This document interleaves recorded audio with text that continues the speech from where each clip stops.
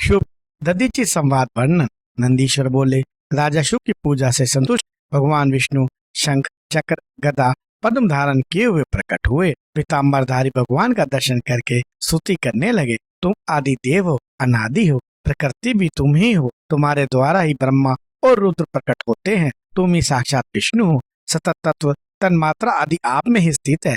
हे विष्णु, आपको नमस्कार है। सात पताल आपके पैर हैं, धरा जांग है, सात सागर वस्त्र हैं, दिशाएं भुजाएं हैं, नाभि आकाश है, वायु नाक है, सूर्य चंद्र नेत्र हैं, नक्षत्र आदि आपके गले के आभूषण है। नक्षत्र आदि आपके गले के आभूषण है। हे पुरुषोत्तम, मैं कैसे आपकी स्तुति करूं? शैलादि बोले, इस प्रकार सब पापों के नाश करने वाले विष्णु के इस स्रोत को जो श्रद्धा भक्ति से सुनता है वह विष्णु लोक को जाता है। राजा शुभ बोला, धर्मवेत्ता दधीचि नाम का प्रसिद्ध ब्राह्मण मेरा मित्र था। वह शंकर के अर्चन में तत्पर है। इससे सबका अवधेय है। उसने वाम पैर से मेरी मुद्रा में अपमान सहित मारा है और मत से कहता है, मैं किसी से नहीं डरता हूँ। अब जैसा मेरा हित तो सो करो, मैं उसे जीतना चाहता हूँ। शैलादि बोले, विष्णु शिव के प्रभाव से दधीचि को अवश्य समझकर बोले कि ब्राह्मण को मुझसे भय नहीं है। विशेष करके रुद्र के भक्त तो सर्वदा अभय हैं, चाहे वे नीची हो। दधीचि तो बात ही क्या है। इससे हे राजा तेरी विजय नहीं हो सकती। हे राजेंद्र, देवताओं के साथ दक्ष के यज्ञ में मेरा नाश होगा, देवताओं के साथ में पुनः उत्थान भी होगा। सो हे राजन, मैं दधीचि से विजय का प्रयत्न करूंगा। शैलादि बोले, शुभ भगवान की बात सुनकर अच्छा ऐसा ही हो कहने लगे। भगवान दधीचि की कुटिया में पहुँचे।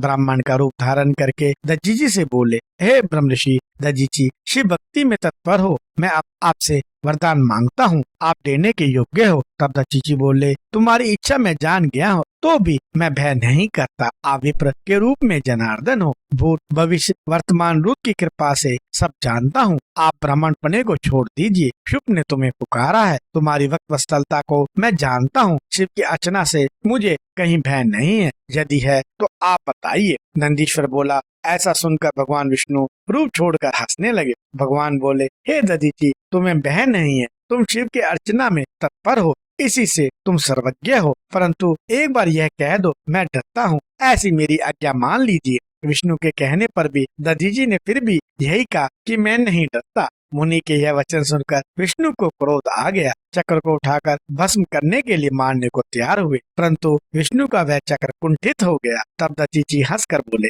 हे भगवान, अतीव दारुण यह सुदर्शन चक्र जो आपको प्रत्न से प्राप्त हुआ है वह शिव का ही है, इसलिए मुझे नहीं मार सकता। ब्रह्मास्त्र आदि से मारने का प्रयत्न करो। शैलादि बोले, उसकी बातों को सुनकर विष्णु ने सब प्रकार के अस्त्र उस पर चलाए तथा सभी देवता विष्णु की सहायता करते रहे। दधीचि कुशाओं की मुष्टि लेकर शंकर जी का स्मरण कर सब देवताओं पर कुशा फेंकने लगे। उनके सब अस्त्र व्यर्थ हो गए। देवता सब भाग गए। विष्णु ने अपने शरीर से लाखों दिव्य ज्ञान उत्पन्न किए, परंतु मुनीश्वर उन्हें दग कर देता था। तब विष्णु भगवान में करोड़ों देवता, करोड़ों विरुद्ध, करोड़ों ब्राह्मण आदि मुनीश्वर ने देखे। उन्हें देखकर दधीचि बड़े विस्मय को प्राप्त हुआ।